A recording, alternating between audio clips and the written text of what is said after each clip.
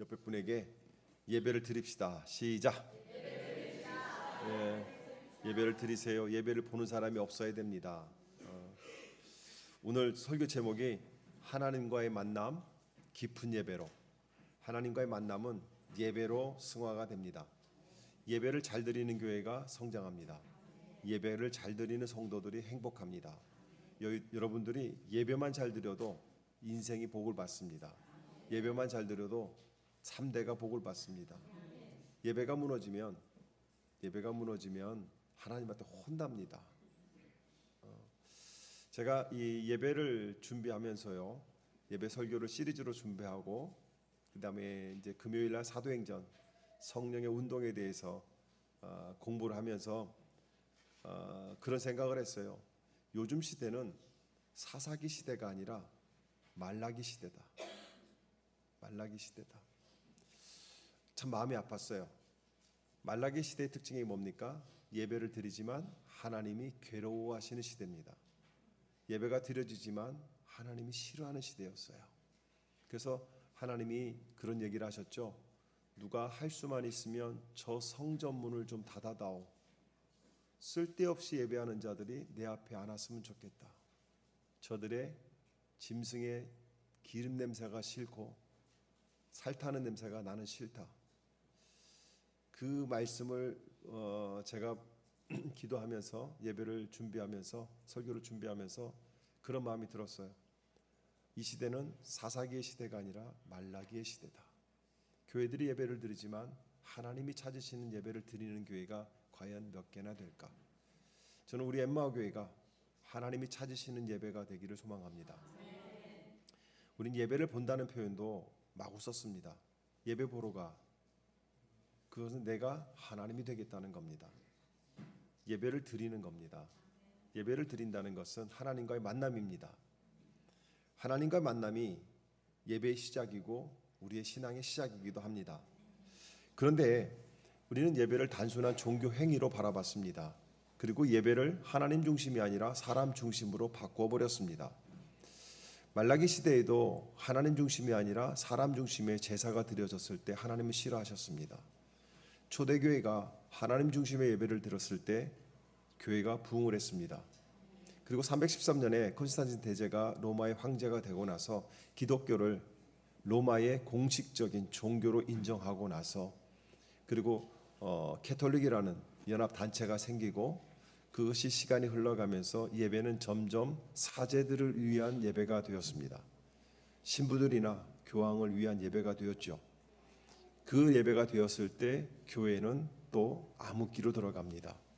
그리고 칼빈을 비롯한 마틴 루터 종교개혁자들이 그들이 예배 중심으로 말씀 중심으로 종교개혁을 일으켰을 때 또 한 번의 부흥의 역사가 일어났습니다. 그런데 1970년대 80년대 한국교회만 해도 미국교회만 해도 예배 중심이 하나님이셨습니다. 그런데 80년대 후반 90년대 들어가면서 이상한 예배가 생겨나기 시작했습니다. 그게 뭐냐면 열린 예배입니다. 우리는 닫힌 예배를 드리고 있죠. 문을 닫아놨으니까. 열린 예배라는 이상한 예배가 생겨나기 시작했습니다. 그것이 처음 시작됐던 지역들이 교회들이 있었습니다. 한 교회의 대표적인 교회가 어느 교회였죠? 윌로우크릭 교회였습니다. 그 교회 목사님이 30년 세월이 흐르고 나서 이렇게 고백을 했죠. 우리의 선택은 잘못되었다. 믿지 않는 자들이 교회에 와서 예배를 쉽게 드릴 수 있도록 언어를 바꿨습니다. 그리고 예배의 순서를 바꿔버렸습니다. 찬양을 바꿔버렸습니다. 그리고 편안한 옷을 입고 와도 되도록 복장을 자유롭게 해버렸습니다. 아무나 올 수 있게. 그리고 설교를 최대한 짧게. 그리고 찬양은 찬송가가 아니라 복음성가를 부르기 시작하면서 세상적인 복음성가들이 사람 중심의 복음성가들이 들어오기 시작했습니다. 30년 세월이 흐르고 나서 교회들은 다 망가졌습니다. 왜 망가졌을까요? 사람을 기쁘게 하는 예배였거든요. 그분들이 그 예배를 처음에 만들었을 때는 그런 의도가 있었습니다.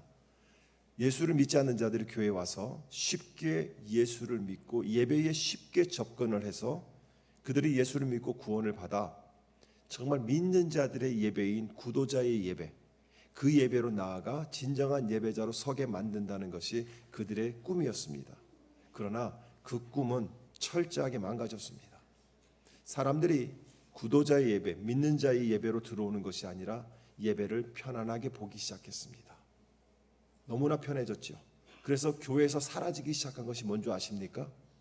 여러분, 교회에서 사라지기 시작했어요. 그게 뭔지 아십니까? 네?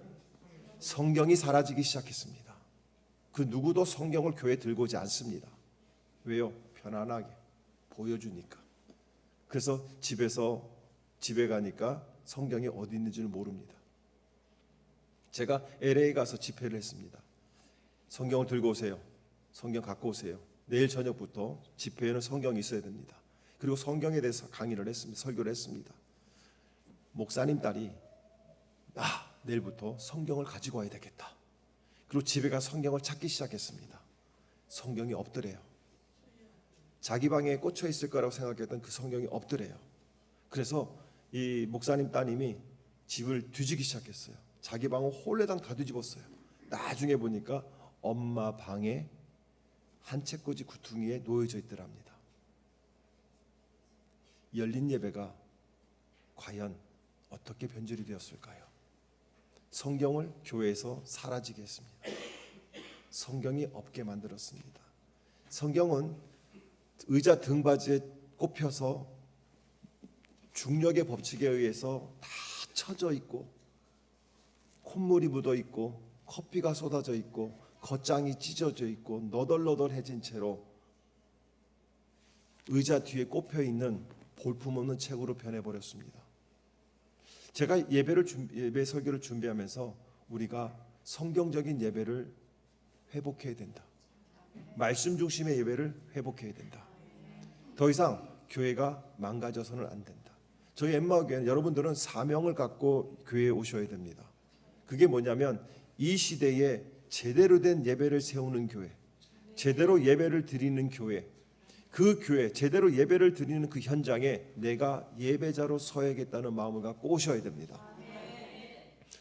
강단에서 여러분들에게 복 받으세요, 축복합니다, 하나님 복 주세요 아무리 외쳐도 여러분들이 복 받을 준비가 되어 있지 않으면 그 복은 저에게로 옵니다. 그래서 저는 복을 남발합니다. 복 받으세요. 그러면 이 중에 반은 받고 반은 다 저에게로 오겠죠. 예배는 만남입니다. 예배는 하나님과의 인격적인 만남에서 시작이 됩니다. 만남에 대해서, 인격적인 만남에 대해 세상은 이렇게 얘기합니다. 서로를 인격체로 인정하고 존중하며 상대방을 수단이나 도구가 아닌 목적으로 대하는 만남, 자유롭고 평등한 관계 속에서 서로의 가치를 인정하고 이해하는 관계를 맺는 것이 인격적인 만남이라고 얘기를 합니다. 맞습니다. 그러나 세상에서는요, 이런 인격적인 교과서적인 사랑보다는 나의 이익을 위한 만남을 많이 가져갑니다. 성경에서 인격적인 관점에서의 성경적 만남은 이렇게 얘기합니다. 하나님의 형상으로 지음받은 인격체로서, 우리가 인격체라는 거예요. 하나님의 은혜 안에서 전 인격적인 관계를 맺는 말입니다. 그러니까 하나님의 은혜 안에서 우리가 하나님과 1대1의 인격적인 만남을 가지는 거래요. 사랑과 책임을 바탕으로 서로를 있는 그대로 받아들이며 성령 안에서 진정한 교제를 나누는 것, 이것이 인격적인 만남이고 이것이 예배의 시작이라는 겁니다. 예배는 하나님과의 만남입니다. 인격적인 만남은요, 기다리게 됩니다. 인격적인 만남은요, 상대방에게 예의를 갖추게 되어 있습니다. 신 목사님과 제가 처음 만난 것은 2011년도에 제가 담임 목회를 시작했을 때 신 목사님이 담임하시던 중앙침례교회에서 목회자들을 초청해서 스테이크를 대접했습니다. 그때 그 스테이크를 지금도 기억합니다. 스테이크를 뭐라고 하죠? 이제 그걸 뭐라고 하죠? 움직이는 거 카트에다가 올려놓고 막 밀고 들어오는 사람이 공양순 권사님이셨고, 그 뒤에서 우리 교회 스테이크는 맛있어요 하고 들어오신 분이 신경자 권사님이셨습니다. 정말 맛있었습니다. 하나밖에 안 주더라고요. 더 먹으실 분 손 들었더니 반쪽을 주시더라고요. 그때 저는 신 목사님을 그때 만났습니다. 그건 만난 거지요. 그거는 인격적인 교제가 아니었습니다. 그리고 나서 4년 후에 신 목사님이 저에게 전화를 했어요. 이 목사님 좀 만납시다. 왜요? 그랬더니 밥 한 끼 사주려고. 그래서 만났어요.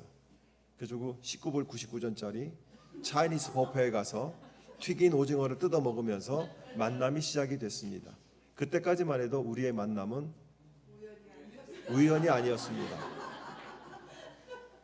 저는 그 자리가 너무 좋았습니다. 그런데요, 한 달에 한 번씩 목사님이 전화를 해주셔서 오라고 합니다. 그 만남이 거의 3, 4년이 이어졌죠. 3, 4년 넘게 이어졌죠. 매달 한 번씩 만나는 겁니다. 근데 만날 때마다 우리의 이야기는 깊어졌습니다. 남자와 남자만이 할 수 있는 이야기도 있었습니다. 그 얘기를 하면서 서로 고민도 하고요. 목사님의 목회 실수담도 얘기해 주시고 약점도 얘기해 주시고, 그러다 보니까 저도 약점을 얘기할 수 있었고 제 고민을 얘기할 수 있었습니다. 그리고 나서 시간이 흐른 후에 이 목사님, 우리와 함께 갑시다. 이대 담임으로 모실 테니까 우리 교회로 들어오세요. 그랬을 때 저는요, 아멘 할 수 있었던 것은 인격적인 만남을 통해서 저분의 신앙을 보았고 하나님을 경외하는 마음을 보일 수 있었기 때문에 제가 두 번 생각하지 않고 아멘 할 수 있었습니다. 인격적인 만남이라는 것은 그렇게 시작이 되는 겁니다. 그리고 목사님이 전화하셔서 만나자고 하시면 제가 달력에다 동글뱅이를 치지요. 그리고 몇 시에 만난다. 그러면서 뭘 준비하냐면 앞으로 1시간, 뒤로 1시간을 여유를 둡니다. 왜요? 얘기가 길어질 수 있으니까.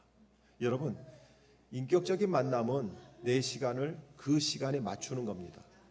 그 시간을 맞추고 그 시간을 준비합니다. 무슨 옷을 입고 갈 것인가? 어떻게 가야 가볍게 보이지 않을까? 어떻게 가야 저분에게 대한 예의가 될까를 고민하게 됩니다. 예배는 그렇게 하나님과의 만남의 시간이죠. 그래서 예배 시간이 1시간 전이나 예배 시간 1시간 후까지 시간을 비워놓고 온전히 하나님 앞에 예배하는 것, 이것이 진정한 예배라는 것입니다. 인격적인 만남은 그렇게 시작이 되는데, 세상적인 관점에 세상적인 만남은 내가 기준이 됩니다. 저 사람이 나에게 어떻게 도움이 될 것인가가 기준이 되는 것이죠. 그러나 예배는, 하나님과의 만남은 하나님이 만나자고 먼저 손을 내미신 관계라는 겁니다. 시작이 다릅니다. 여러분, 성경은요, 처음부터 끝까지 하나님과 사람과의 인격적인 만남의 이야기가 쓰여져 있습니다. 에덴 동산에서 하나님은 아담과 하와와 찾아오셔서 그들과 동산을 거니시면서 대화를 나누셨습니다. 이것이 예배입니다. 또한 아브라함을 친구라고 부르셨어요. 어떻게 전능하신 하나님이 아브라함을 나의 벗이라고 얘기합니까? 인격적인 만남을 통해서 그렇게 대해 주셨던 것이죠. 모세한테는, 모세하고 대화를 나누는 거 보게 되면 참 부럽습니다. 왜냐하면 모세하고 하나님과 대화를 나눌 때는 친구처럼 대화를 나눕니다. 모세야, 모세야, 이름을 불러가면서. 인격적인 만남이 예배로 승화가 되면 우리는요, 하나님과의 만남, 인격적인 만남은요, 하나님께서 우리를 예배를 통해서 그 관계를 요구하십니다. 예배는 단순히 우리 입술로 우리의 몸이 와서 앉아 있는 것이 아니라 우리의 지성과 감성과 의지를 가지고 하나님을 만나는 것입니다. 시편 기자는 이렇게 얘기합니다. 내 영혼아 여호와를 송축하라. 내 속에 있는 것들아 다 그의 이름을 송축하라 얘기합니다. 내 속에 있는 것들라는 얘기 뭘까요? 나의 과거의 아픔, 내가 지금 생각하고 있는 것들, 내일에 대한 두려움들, 내 안에 있는 그 모든 것들이 여호와의 이름을 송축하라고 얘기합니다. 이것이 예배의 시작입니다. 두 번째로, 인격적인 만남인 예배는요, 하나님과의 상호적인 관계 속에서 이루어집니다. 예배는 일방적인 의식이 아닙니다. 예배는 내가 하나님 앞에 나아가면 하나님은 우리에게 응답하시는 겁니다. 쌍방적인 것이죠. 예배 중에 말씀을 통해서 하나님은 우리에게 말씀하고 계시고요, 기도를 통해서 하나님의 마음을 알려주시고요, 우리의 찬양을 통해서 하나님을 기쁘시게 할 때 그 감격이 우리에게 오스란히 다가오는 겁니다. 말씀을 통해서 마음의 감동이 일어나고요, 기도를 통해서 하나님의 뜨거운 그 사랑을 깨닫게 되고요, 찬양을 통해서 내 안에 죄성이 발견되어 그것을 사랑해 주시고 용서해 주신 하나님 앞에 뜨거운 눈물을 흘릴 수밖에 없고요, 그 찬양을 통해서 나를 사랑하시는 그 하나님의 사랑에 감격하여 눈물을 흘릴 수밖에 없는 것, 이것이 상호작용이 있는 예배라는 겁니다. 예배는 이것이 예배입니다. 예배는요, 인격적인 만남은요, 하나님과의 만남은 자유와 책임이 동반됩니다. 그러나 자유도 없어졌고 책임도 없어진 것이 이 시대의 예배입니다. 자유는 책임이 있어야 됩니다. 자유는요, 상대방에 대한 존중이 있어야 됩니다. 이것이 자유입니다. 그런데 하나님에 대한 예의도, 하나님에 대한 책임도 없습니다. 그래서 자유가 아니라 우리는 방종할 수밖에 없는 것이죠. 그래서 예배를 우리는 함부로 드립니다. 하나님이 사랑하는 자에게 잠을 주신다고 그 말을 믿고 주무시는 분도 계십니다. 그런데요, 원어적 의미로 들어가게 되면 하나님은 잠을 자는 동안에도 사랑하는 자에게 복을 주신다는 의미입니다. 성경 해석이 잘못되어 있던 거예요. 근데 우리는 그 잘못된 해석을 그대로 가지고 있으면서 사랑하니까 잠을 주시는구나. 아닙니다. 인격적인 만남, 인격적인 예배는 사랑이 기초입니다. 사랑입니다. 사랑하기 때문에 먼저 사랑해 주신 그 사랑에 우리가 감격하는 겁니다. 사랑하시는 성도 여러분, 예배의 시작은요, 신앙생활의 시작은요, 하나님이 먼저 나를 사랑해 주셨다는 것을 깨닫을 때부터 시작이 되는 겁니다. 내가 선택한 하나님이 아닙니다. 하나님께서 나를 아셨고 선택하셔서 구원의 자리로 우리를 불러주신 것입니다. 이것을 얼마나 깊이 깨닫고 동의하느냐에 따라서 신앙의 깊이가 달라지는 겁니다. 그것을 완전히 깨달은 사람이 있고요, 깨달아 가는 사람이 있고요, 아직도 깨닫지 못해서 하나님의 사랑 안에서 그분이 주시는 그 평안과 기쁨을 누리지도 못한 채 교회의 언저리에서 왔다 갔다 하면서 안 올 수도 없고 오기는 귀찮고 성경을 안 읽을 수도 없고 읽기는 힘들고 이러다 보니까 우리는 신앙생활이 힘들고 어렵다고 얘기를 합니다. 신앙생활이 어렵다고 힘들다고 얘기합니다. 그런데요, 내가 선택한 하나님이기 때문에 우리가 감사하지 못하고 힘들고 어려운 겁니다. 하나님의 선택하심을 알면, 하나님이 나를 선택해서 나를 불러주셨다는 것을 깨닫게 되면 모든 것이 감사할 수밖에 없습니다. 내가 선택한 하나님이기 때문에, 내가 선택한 교회이기 때문에 우리는 언제든지 뒤를 안 돌아보고 떠나는 겁니다. 하지만 하나님이 나를 선택하셨다는 것을 알게 되면 그 자리가 아무리 싫어도 힘들어도 떠나지 못하는 겁니다. 왜? 하나님이 나를 그곳에 보내셨기 때문에. 이상록 목사님이나 우리 심종규 목사님이나 한 교회를 30년, 20년씩 담임하셨습니다. 얼마나 그 안에 떠나고 싶은 생각이 한두 번 들었을까요? 아닐걸요. 수십 번도 더 들었을 거예요. 내가 떠나고 싶다.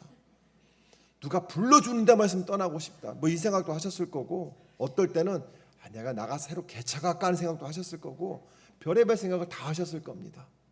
그런데요, 못 떠나셨어요. 왜요?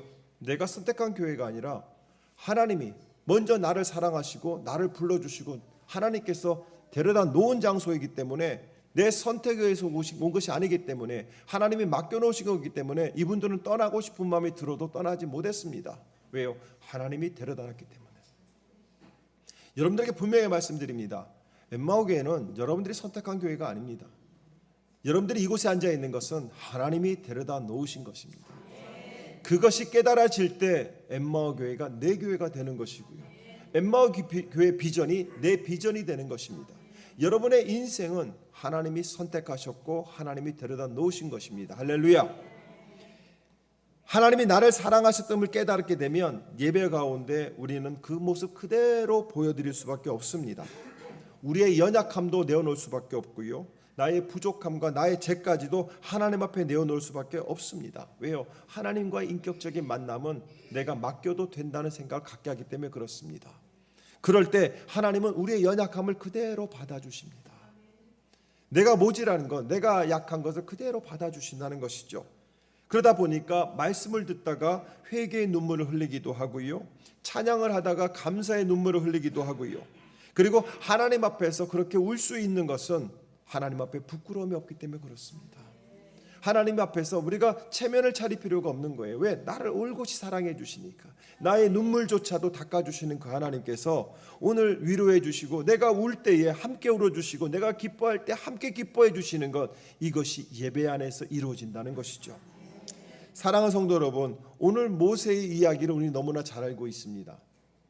떨기나무 불꽃 가운데 하나님을 만나는 장면입니다. 그런데요, 이 만남으로 인해서 모세의 인생은 완전히 바뀌어버립니다. 하나님을 만난 모세는 더 이상 삶의 의욕이나 무엇을 성취하겠다는 꿈도 없이 광야에서 처가살이하면서, 보리 서말도 없었나 봐요. 처가살이하면서 그저 40년 전에 왕궁에서 왕자 노릇하던 그때가 그리워하면서 아내의 눈치를 바라보면서 그렇게 인생의 목적 없이 하루하루 시간을 낭비하며 살아가는 그 인생이 떨기나무 가운데 인격적으로 하나님을 만나는 순간 그의 인생은 완전히 바뀌어버립니다. 하나님과의 만남은 인생의 변화를 가져오게 되어 있습니다. 그저 그렇게 하루하루 사는 인생이 아니라 하나님 앞에 쓰이시는 그 삶으로 변화가 된다는 것이죠. 오늘을 살면서 내일을 걱정하는 초라한 인생이 아니라 이스라엘을 끄집어낸 것처럼 변화된 모세처럼 우리 또한 오늘을 살면서 내일을 기대하는 거예요. 오늘을 살면서 내일이 기다려져서 흥분이 되는 거예요. 하나님이 일하실 일들이 너무 기대가 되는 거예요. 살아계신 하나님은 우리에게 그런 희망을 가져다 준다는 겁니다. 그 하나님을 만나보지 않으시겠습니까? 이거 너무 좋은데 어떻게 설명하기가 힘들어서 내가 이거를 말재주만 더 좋으면 이거 더 잘 설명할 텐데 여러분 궁금하지 않으세요? 저 목사님이 만난 그 하나님은 내가 만난 하나님처럼 그렇게 답답한 하나님이 아닌 것 같은데 저 이 목사가 만난 하나님을 나도 좀 만나고 싶다는 생각 안 드십니까? 뭐 그거나 뭐 똑같지요. 뭐 오른쪽 봉창이나 왼쪽 주머니나 똑같죠. 이런 생각하시면 여러분의 인생은 그렇게 살아가 그렇게 끝날 겁니다. 저는요 우리 엠마오 교회 성도들은요 우리 엠마오 교회 가족들은요 빛나는 인생을 살다가 화려한 축하를 받으며 천국에 들어가기를 축복합니다. 그저 어쩔 수 없이 끌려가는 인생이 아니라 하루하루가 빛나는 인생이 됐으면 좋겠어요. 도깨비를 만나야 빛나는 거 아니에요. 하나님 만나면 빛납니다. 자, 옆에 분에게 우리 빛나는 인생을 살아봅시다. 시작. 그 방법을 제가 알려드릴게요. 여러분의 인생은 빛이 나기 시작하셨습니다. 할렐루야. 예배를 하나님과 만남으로 시작하세요. 만남은 기대가 되잖아요. 오늘 신 목사님이 날 만나면 뭘 사줄까? 기대가 되잖아요.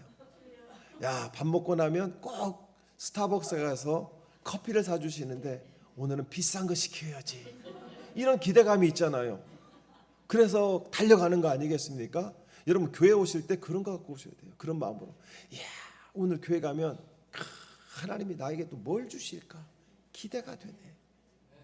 사랑하는 성도 여러분, 출애굽기 3장 오늘 읽은 본문에 보게 되면 주님의 천사가 떨기 가운데서 이는 불꽃으로 그에게 나타났다. 그가 보니 떨기에 불이 붙었는데 그 떨기가 타서 없어지지 않았다 얘기합니다.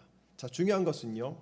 하나님은 특별한 장소에서 특별한 사람들에게 나타나는 분이 아닙니다. 하나님은요. 일상적인 자리에서 자신의 일에 그저 하고 있는 그 자리에 찾아오시는 분이세요. 모세가 양을 치면서 목동하면서 그냥 한 세월 보내고 있는 그 자리에 찾아오셨어요. 여러분들이 특별히 무엇을 해야 하나님이 찾아오시는 거 아닙니다. 여러분은요, 하나님은요, 어제도 여러분을 찾아가셨습니다. 정말이에요. 저한테 그러시더라고요. 내가 갔는데 못 알아보더라야. 안타깝다야. 여러분, 하나님은 어제 여러분의 인생 속에 가셨습니다. 그리고요, 불렀어요. 모세야 부른 것처럼 여러분의 이름을 부르셨어요. 그런데요, 모세는 그걸 들었어요. 그런데 우리는 못 들었어요. 뭐의 차이점일까요?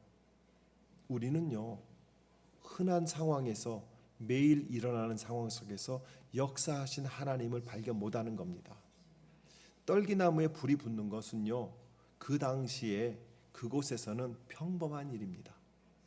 건기에, 비가 오지 않는 건기에 바짝 마른 나무들이 서로 바람에 의해서 부딪히다 보면 불이 납니다. 그래서 화르르 하고 떨기나무가 불이 붙는 것은 모세의 인생 속에 특별한 일이 아닙니다. 평범한 일이에요. 그런데 모세가 지나가다가 불이 확 타는 걸 보면서 아이고 뭐 저기 또 그러네 저쪽도 그럴 거네 하면서 그냥 내 인생 뭐 그냥 이렇게 살다가 가는 거지 하고 땅을 바라봤다면 모세는 변화되지 않았을 겁니다. 화르르 타오르는 데서 나무가 타지 않는 그 모습을 모세는 발견한 거예요. 여러분, 하나님은 여러분의 인생 속에 그렇게 다가오십니다. 여러분들이 샌드위치를 만드는 그 상황 속에서 하나님은 나타나신다는 겁니다. 여러분들이 세탁소에서 밟아라 할 때 그걸 밟는다고 그러더라고요. 달려라 한다고 그러더라고요. 미싱을 막 밟고 있을 때 하나님은 거기에 나타나시는 겁니다. 할렐루야. 오셔서 모세야 이름을 불러주세요. 하나님은요 우리의 이름을 불러주시는 분이세요. 저는 여러분들의 이름을 외우느라고 이제는 거의 다 외웠어요. 이제는 이제 얼굴과 이제 눈을 감고 이민영 누구더라 찬양할 때 맨 앞에서 머리 길게 푼 사람이 이민영인가 아닌데 거기는 은화인데 뭐 이러면서 정말 힘들어서 지난 2달 동안 정말 힘들었어요. 그나마 이제는 조금 이제 한두 분 빼놓고는 제가 거의 다 맞춥니다. 하나님은요 우리 이름을 불러주시는 분이세요. 하나님은 이목사야 이렇게 안 부릅니다. 하나님은 주니야. 그 소리가 저를 살게 합니다. 주니야 하고 불러주시는 그 음성이 이 사역을 이어가게 합니다. 하루라도 그 음성을 못 들으면 저는 이것을 감당할 수 없습니다. 예배는 우리가 교회에 와서 노래를 부르고 기도하고 떠들고 하는 것이 예배가 아니라 하나님의 나의 이름을 부르시는 것을 듣는 것이 예배가 되어야 됩니다. 하나님은 여러분을 부르신다는 것이에요. 모세를 부르신 하나님께서 오늘 저와 여러분을 부르고 계심을 믿으십니까? 삶의 의욕을 잃어버리고 낙심해 있는 나를 지금 부르고 계세요. 근데 우리는 그 삶의 일에 너무나 몰두하고 있어요. 일어나지 않는 내일의 걱정에 너무 몰두하고 있어요. 쓸데없는데 너무 몰두하고 있어요. 가정의 문제 없는 집 없습니다. 다 있습니다. 자녀들의 문제 없는 집 없습니다. 다 있습니다. 마음이 무너지는 사람 다 무너집니다. 저도 하루에 12번도 더 무너집니다. 세상의 문제에 정신이 팔려 있어요. 세상의 문제로 마음에 여유가 없습니다. 그러다 보니까 주니야 하고 불러도 우리는 그 음성을 못 듣습니다.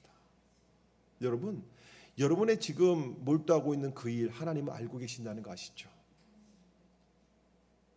잠깐만 멈추세요. 그 어려운 환경 속에서 그 어려운 일 속에서 잠깐만 멈추세요. 그리고 심호흡하시고 가만히 계셔보세요. 하나님이 부르십니다. 왜 부르실까요? 그게 인생의 문제를 해결해 주시려고. 아무 삶의 의욕 없이 살아가는 그 모세의 인생의 문제를 해결해 주시려고. 모세야 하고 부르시듯 저와 여러분을 부르시는 그 음성에 오늘 저와 여러분의 있기를 축복합니다. 하나님과의 만남은 깊은 예배로 이어지게 되어 있습니다. 5절 말씀에 오게 되면 모세가 다가갑니다. 그랬더니 더 이상 가까이 오지 마라. 네가 서 있는 곳은 거룩한 땅이니까 너는 신을 벗어라 얘기합니다. 그리고 또 얘기죠. 나는 너의 조상의 하나님 곧 아브라함의 하나님, 이삭의 하나님, 야곱의 하나님이다 얘기합니다. 여러분 지금 여기서 중요한 것은요, 네가 믿던 할아버지의 하나님, 네가 믿던 증조 할아버지의 하나님, 네가 믿던 어떤 조상의 하나님이 아니라 지금 분명히 얘기하시는 건 뭐냐면 내가 아브라함의 하나님이었던, 내가 이삭과 관계를 맺었던 이삭의 하나님이었던 것처럼, 야곱과 인격적인 교제를 나누었던 야곱의 하나님이었던 것처럼 나 또한 너의 하나님이라고 얘기하는 거예요. 이게 얼마나 은혜가 돼요. 여러분 하나님은요 여러분의 하나님이십니다. 나의 하나님이세요. 하나님은요 엠마오 교회 전체라는 이름 안에서 교제하기도 원하시지만 한 사람 한 사람과 교제하기를 원하시면서 뭐라고 하냐면 나는 너의 하나님이야. 나는 너의 하나님이야. 다른 사람의 하나님이 아니야. 나는 너의 하나님이야. 여러분 결국 그 음성에 모세는 그 앞에서 신을 벗고 두려움과 경외심으로 얼굴을 가려버렸습니다. 이것이 깊은 예배의 모습이라는 것이죠. 하나님을 만난 사람들은요 하나님의 거룩하심을 깨닫는 순간 그 앞에 엎드려질 수밖에 없습니다. 하나님을 만난 모세는 자신의 연약함을 그대로 바라봤어요. 자신의 죄성을 그대로 깨닫게 되었어요. 그 앞에서 자신을 낮추면서 하나님 앞에 경배를 한 것입니다. 예배란 하나님 앞에서 우리의 자아가 무너지는 겁니다. 내 생각이 무너지는 거예요. 여러분, 여러분의 생각이 여러분을 붙들고 있는 동안에는요 마음에 병밖에 안 생깁니다. 왜요? 여러분의 생각은 건전한 것이 별로 없습니다. 여러분의 생각은 나를 위한 생각이 절대 아니에요. 나를 죽이는 생각들만 계속 갖고 있는 것이 우리들의 생각이에요. 우리들 생각에 대부분 뭐가 나옵니까? 후회죠. 내가 그때 그러지 말걸. 또 뭐예요? 미움이죠. 그때 그 인간만 안 만났어도. 슬픔이죠. 내 인생은 맨날 이런 말라 비틀어진 콩나물 대가리처럼 되고 있어. 후회죠. 그리고 뭐예요? 걱정이죠. 이번 달 렌트비는 어떻게 내나. 또 뭐예요? 걱정이죠. 전기세가 또 올라간다는데 전기를 끄고 다녀야 되나. 그렇게 하다 보면은 전기 온도만 1도만 올려도 남편에다 소리 지르죠. 돈도 못 벌면서 온도를 왜 올려? 여러분, 내 안에 있는 내 생각은요 100% 나를 죽이는 생각들이지 나를 살리는 생각들은 별로 없습니다. 왜요? 저도 그러니까요. 저도 어느 날 캠퍼스에 와서 혼자 조용한 시간에 왔다 보면 걱정이 물밀듯이 몰려올 때가 있어요. 물밀듯이. 별 걱정을 다 합니다. 일어나지 않은 걱정들이에요. 야, 바람이 세게 불었는데 중앙 캠퍼스 지붕 날아갔는데 영광 캠퍼스 몇 군데나 날아갔을까? 저 사람 부르면 돈인데 헌금이 들어오나? 모자라진 않나? 마이너스면 어떻게 되지? 이렇게 되다가 언제 또 모질란다면 어떻게 하지? 어디 가서 또 일을 해야 되나? 이런 생각들을 막 할 때가 있어요. 막 하다가 십자가를 바라보면 하나님이 그러세요. 뭐라고 하시냐면 다 했냐? 그럼 회개하죠. 사랑하는 성도 여러분, 내 안에 쓸데없는 내가 너무 많아요. 주님이 있을 곳이 없어요. 그것이 발견될 때 무릎을 꿇을 수밖에 없어요. 하나님, 제가 또 쓸데없는 걱정하고 하나님의 살아계심을 또 잊어버렸습니다. 이사야 선지자가 그랬잖아요. 이사야 선지자가 하나님 앞에 설 수 있으면 그 사람은 거룩한 사람이었습니다. 근데 하나님의 임재와 영광을 바라본 순간 이사야 6장 5절에 보게 되면 화로다 나는 망하였도다 얘기합니다. 하나님은요, 하나님과 만남은 우리를 겸손한 자리로 내려가게 만듭니다. 이사야는 하나님을 만난 순간 자기의 죄악됨을 철저하게 깨닫게 되고 낮아질 수밖에 없었죠. 사랑하는 성도 여러분, 예배는 단순한 감정적인 경험이 아니라 하나님의 거룩함을 깨닫고 그의 앞에서 낮아지는 것입니다. 베드로도 마찬가지입니다. 밤새 고기를 잡았지만 하나도 못 잡았습니다. 그물을 내렸지만 하나도 못 잡았어요. 예수를 만나고 나서 예수님의 말씀에 의해서 그물을 던졌더니 고기가 무지하게 잡혔습니다. 그런데 중요한 거는 그렇게 고대하던 고기를 다 내버려 두고 예수 앞으로 달려옵니다. 이것이 은혜예요. 하나님 만나게 되면 내가 원하던 것은 아무런 소용이 없어지는 거예요. 하나님을 못 만났으니까 그것을 끌어안고 이것이 나의 생명이라고 생각하는 겁니다. 하나님을 만나니까 밤새 자기가 꿈꿨던 그 꿈이 이루어졌는데 그것을 과감하게 버리고 예수 앞에 달려와서 뭐라고 얘기합니까? 나는 죄인이로소이다. 나를 떠나소서 얘기합니다. 하나님을 만나게 되면 하나님이 주인임을 고백하게 되는 거예요. 사랑하는 성도 여러분, 우리는요 예배를 위해서 한 주간을 사셔야 됩니다. 세상에서 잘 살기 위해서, 내가 하는 일에 복을 받기 위해서 하나님을 믿는 것은 하나님을 인격적으로 만나지 못한 잘못된 신앙이라는 겁니다. 하나님을 인격적으로 만난 사람은 하나님을 만났기 때문에 그 하나님이 주신 삶을 최선을 다해 살아가는 거예요. 환경이 어려워도 힘들어서 그 환경에서 최선을 다하게 되어 있습니다. 몸이 아파도 경제적으로 힘들어도 말씀을 보고 기도를 하며 최선을 다해서 살아가게 되어 있어요. 왜? 하나님을 만난 그 감동이 하나님을 알고 싶어 하니까요. 하지만 어떻습니까? 우리는 우리의 삶을 위해서 하나님이 필요한 거예요. 하나님 이거 안 도와줄래요? 하나님 이거 어떻게 하실 거예요? 맨날 하나님한테. 사랑하는 성도 여러분, 하나님을 위해서 우리는 한 주간을 사셔야 됩니다. 나의 삶을 위해서 한 시간의 예배가 필요한 것이 아니에요. 그렇게 하나님을 인격적으로 만나게 되면 우리의 삶은 변화가 오게 됩니다. 하나님과의 만남을 통해서 나를 위해서 하나님이 필요했던 삶에서 하나님을 위한 나의 삶으로 변화가 됩니다. 나의 꿈과 소원을 이루기 위해서 하나님이 필요했던 사람들이 이제 하나님의 꿈과 하나님의 나라를 위해서 나의 몸을 던질 수 있게 된다는 것입니다. 그 변화가 복이에요. 복을 받는 사람은 삶의 자사도 삶을 살아가다가 세상적인 삶을 살아가다가 하나님을 위한 삶으로 변화가 된다는 겁니다.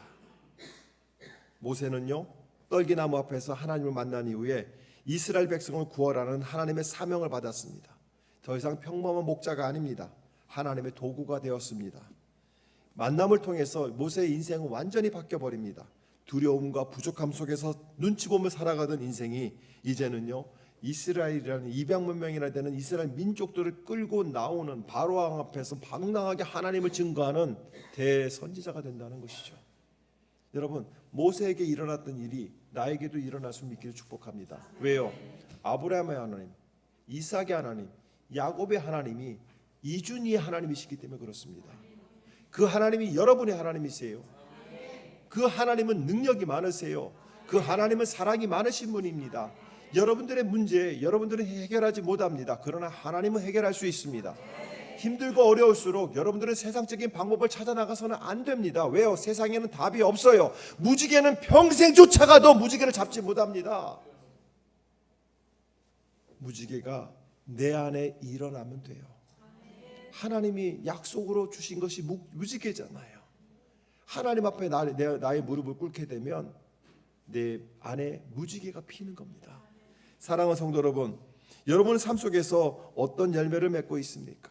하나님을 만났기 때문에 걱정과 근심이 아니라 기대와 흥분이 되십니까? 하나님을 만났기 때문에 원망이 아니라 감사가 넘치십니까? 하나님을 만났기 때문에 정말 내 인생이 빛나고 있음을 여러분 믿으십니까? 그 하나님께서는 못 고칠 것이 없잖아요.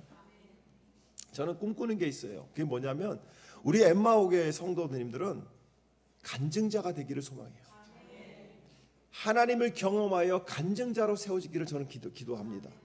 왜 우리는 다른 사람들의 간증만 들으면서 아멘, 아멘, 할렐루야, 아우 저 사람에게 임한 하나님이 너무 귀하다, 할렐루야 이러고 있습니까?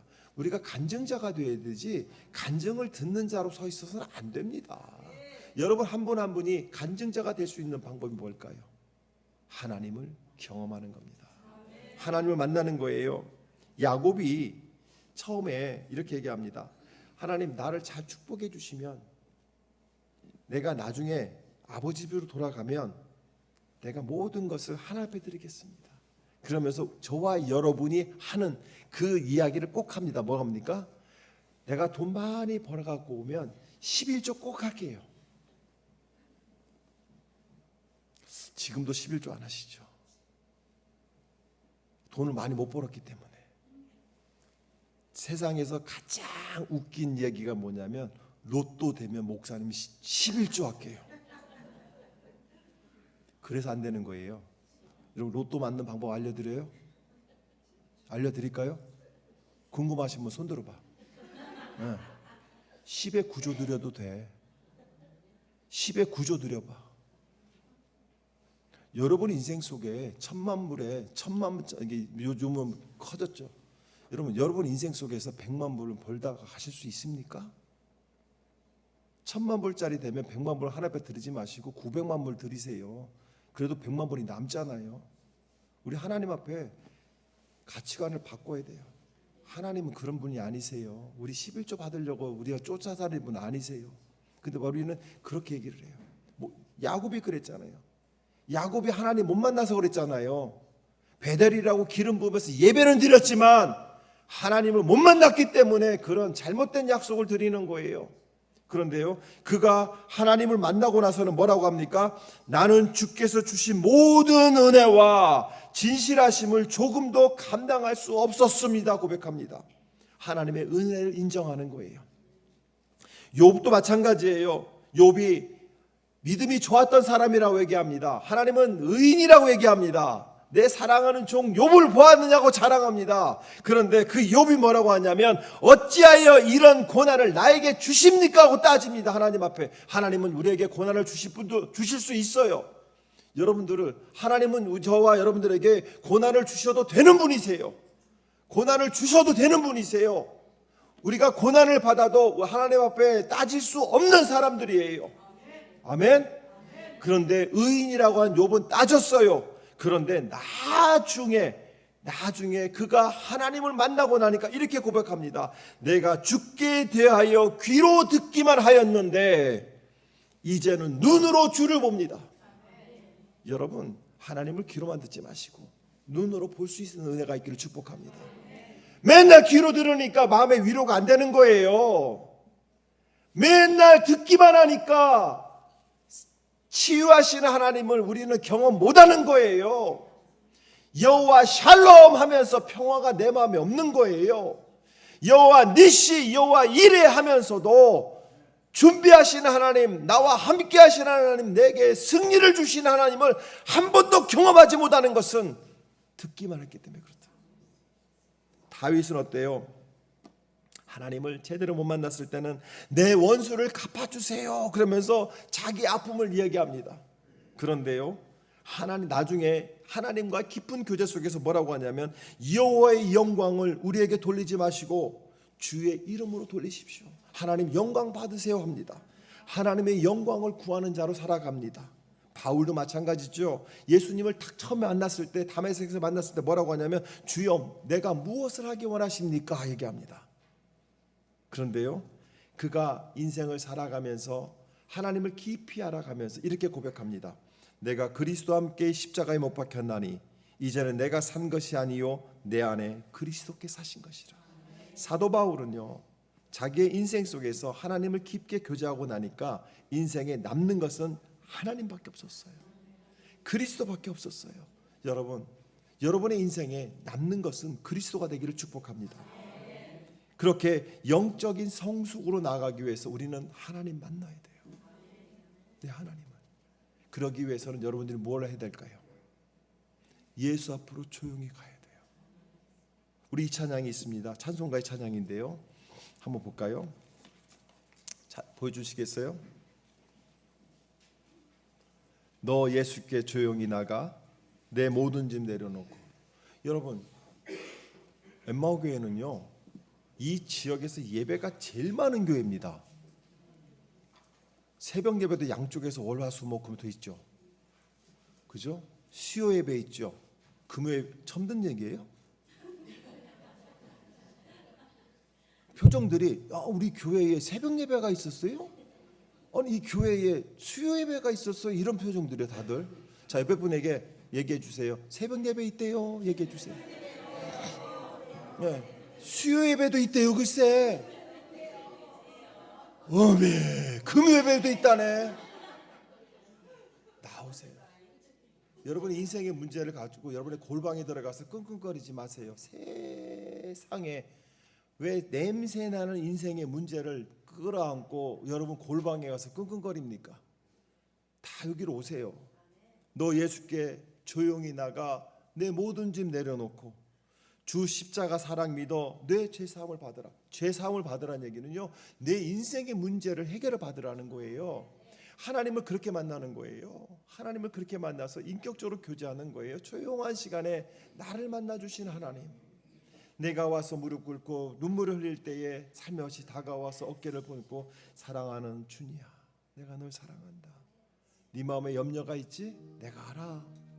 그런데 그 별거 아니야. 그 문제 바라보지 마. 나 바라봐. 내가 해결할게. 자식이 말을 안 들어? 나도 알아. 근데 그 자식도 내가 사랑해. 그럼 네가 나한테 와서 원망할 게 아니라 걱정할 게 아니라 네가 나만 바라봐.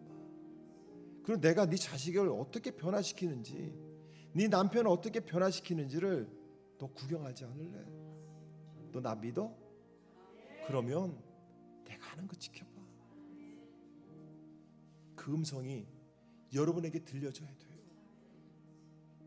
그래야 기도가 재밌어요. 그래야 예배가 재밌어요. 그래야 교회 오는 게 재밌는 거예요. 근데 언제까지 여러분들은 냄새나는 그 걱정거리를 가슴에 품고 위대하신 하나님을 믿는다 하면서도 세상 걱정에 묶여서 냄새 풀풀 나는 걸 가지고 걱정하며 염려하며 그렇게 살아가실 겁니까? 너 예수께 조용히 나가 내 마음을 쏟아놓아라. 하나님은요, 여러분의 어떤 말도 다 들으시는 분이세요. 너 예수께 조용히 나가 내 마음을 쏟아놓아라. 늘 은밀히 보시는 주님 큰 은혜를 베푸시리니. 그렇습니다. 인격적인 만남, 인격적인 예배, 하나님이 원하시는 예배는 바로 이거예요. 여러분들이 원하시면 교회 키 다 만들어야 됩니다. 여러분 그거 아세요? 이 지역의 어느 교회보다 열쇠를 복사해서 나눠주는, 제일 잘 나눠주는 교회가 우리 교회입니다. 원하면 다 나눠줍니다. 영상을 보시는 분 중에 혹시 나가신 분들 열쇠를 좀 반납해 주시기 바랍니다. 이런 교회예요. 왜요? 와서 기도하라고. 아무도 안 와도 이 예배당 온도는 67도에 맞춰져 있습니다. 왜요? 와서 싸늘한 교회가 아니라 따뜻한 하나님의 품 안에 안기라고. 왜 밖에 나가서 걱정하시고 오늘의 운세 동남쪽으로 가지 마라 이거 바라보면서 그렇게 살아가십니까? 늘 은밀히 보시는 하나님, 그에게 뭐예요? 여러분들이 골방에 가서 끙끙거리는 거 하나님 가만히 보고 계시는 거예요. 얼마나 안타까워요. 내 앞에 오면 내가 해결할 텐데, 내 앞에 오면 내가 네 짐을 져줄 텐데, 내 앞에만 오면 내가 해결할 텐데 언제까지 거기에서 네 골방에서 불 꺼놓고 앉아 있을 거야? 언제까지 거기에서 한숨 쉴 거야? 나에게로 와. 하나님은 그렇게 요청하고 계시잖아요. 왜요? 하나님이 여러분을 사랑하시니까. 그 인격적인 하나님, 그 하나님이 오늘 저와 여러분의 하나님 되길 축복합니다. 우리 찬양 부르시면서 하나님 나도 만나주세요. 하나님 걱정 의심으로 죽어가는 내 영 좀 살려주세요. 염려 속에 죽어가는 내 영 좀 살려주세요. 내가 살아야, 내 안에 영이 살아야 하나님을 바라보는데 내 영이 병이 들었어요. 그래서 하나님 만나기 힘들어요. 내 영이 병들어서 말씀 보는 것도 힘들어요. 내 영이 죽어가서 예배 드리는 것도 힘들어요. 솔직하게 얘기합시다. 그러면 하나님은 다가오실 거예요. 그리고 얘기할 거예요. 사랑하는 누구야, 내가 너와 함께하노라. 우리 찬양 부르신 후에 간절히 기도합시다. 하나님 나를 살려주세요. 내가 살아야 내 가정이 살아요. 내가 살아야 내 자녀들이 살아요. 내가 살아야 지옥 구덩이를 향해서 나아가는 내 자녀들이 하나님께로 돌아옵니다. 하나님 나를 살려주세요. 나를 만나주세요. 나에게 내 음성을 들려주세요. 우리 같이 기도하기를 소망합니다. 같이 찬양하겠습니다.